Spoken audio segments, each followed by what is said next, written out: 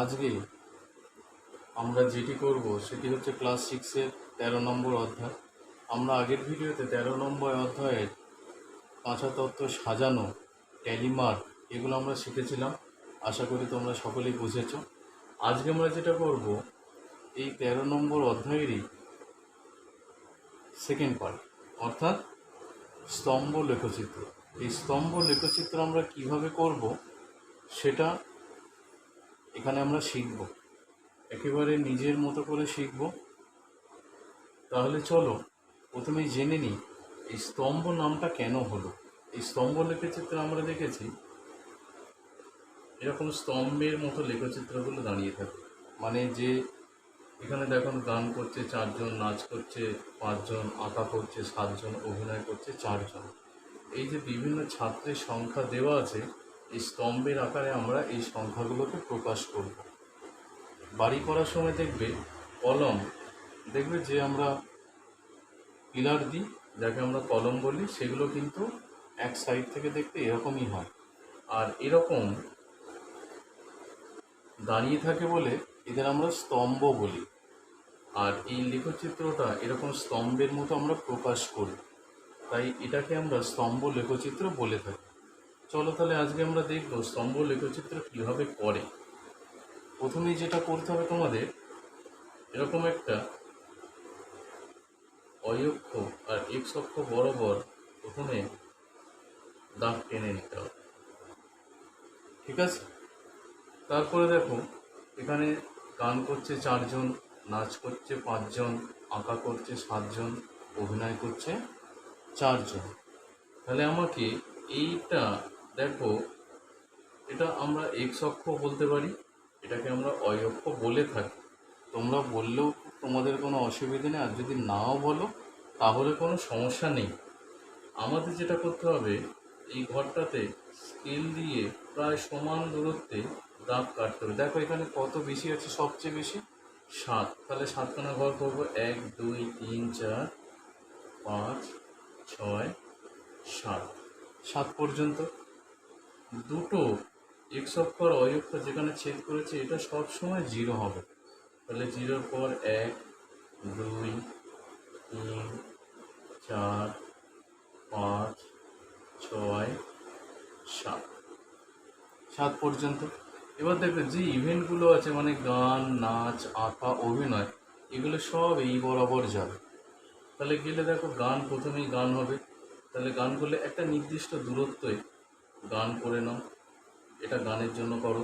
Same দূরত্ব এটা নাচের জন্য, এটা আঁকার জন্য, এটা অভিনয়ের জন্য, ঠিক আছে? এবার কি করবে দেখো, গান কজন আছে 4 জন, তাহলে 4 কোথায় হবে দেখো, 1 2 3 4 এই বরাবর। তাহলে তোমরা স্কেল দিয়ে সুন্দর করে সমান করে দাগ টানবে। দেখো যেভাবে টানছি তোমরা স্কেল দিয়ে টানবে। আমার একটুখানি বেঁকে যাচ্ছে, তোমরা সুন্দর করে স্কেল দিয়ে সমান করে টানবে। দেখো এখানে এই ছোট্ট দাগটা ঠিক এটার মাঝখানে।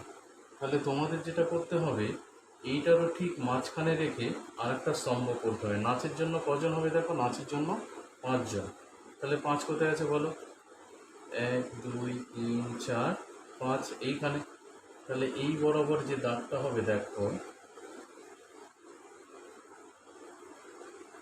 ঠিক ওটাকে মাঝখান বরাবর রেখে আমরা দাগ টানবো। 5 হলো। তারপরে কত আছে দেখো, 7। তাহলে 7 মানে এখানে, এটাই হবে আঁকা। তাহলে 7 কোথায় দেখো, একদম উপরে। তাহলে একদম উপরে চলে যাও, 5 6 7 এই বরাবর। তোমরা স্কেল দিয়ে একটুখানি দেখে নেবে, দেখে নিয়ে দেখো দাগটা নিয়ে আমরা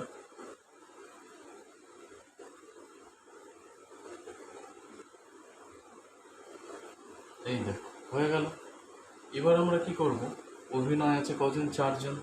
তাহলে এই দাগটাকে ঠিক মাঝ বরাবর রেখে 4 কোথায় আছে দেখো, এই বরাবর 4 সমান করে চলে আসে, 4-এর সমান করে এই বরাবর।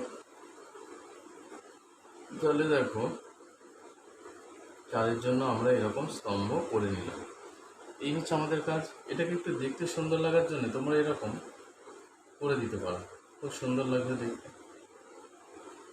দেখো দেখতে কত ভালো লাগছে।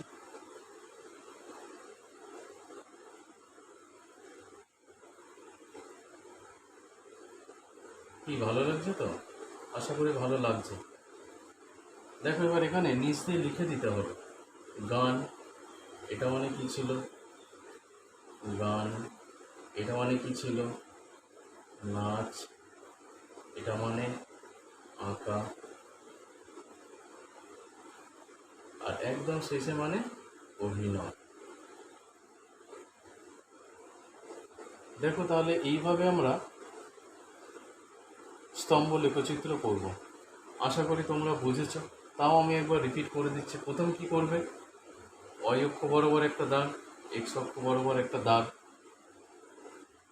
তারপরে কি করবে, দেখো যে ছাত্রগুলোর সংখ্যা দেওয়া আছে সেই অনুযায়ী এগুলোকে সমান ভাগে ভাগ করে নিতে হবে। 1 2 3 4 5 6 7। আর এই দুটো দাগ যেখানে মিশেছে সেটা সব সময় 0 হবে।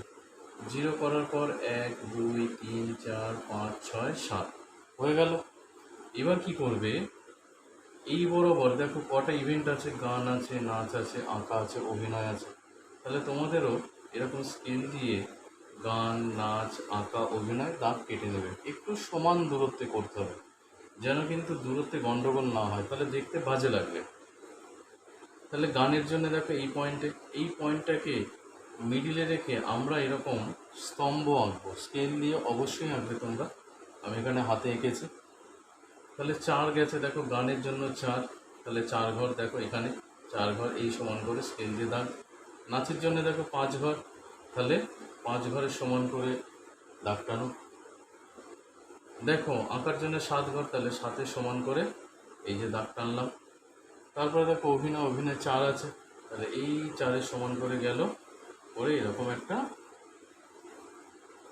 স্তম্ভ আঁকতে হবে। তাহলে এইটা কিন্তু কমপ্লিট হয়ে গেল আমাদের স্তম্ভ লেখচিত্র। আশা করি তোমাদের বুঝতে কোনো অসুবিধা হয়নি। যদি কোনো রকম অসুবিধা হয় কমেন্ট করে অবশ্যই জানিও। আর ভিডিওটি ভালো লাগলে অবশ্যই কমেন্ট করবে, লাইক করবে। লাইক করলে আরও নতুন নতুন ভিডিও আমি করার ইন্সপিরেশন পাবো। আজকে তাহলে এইটুকুই।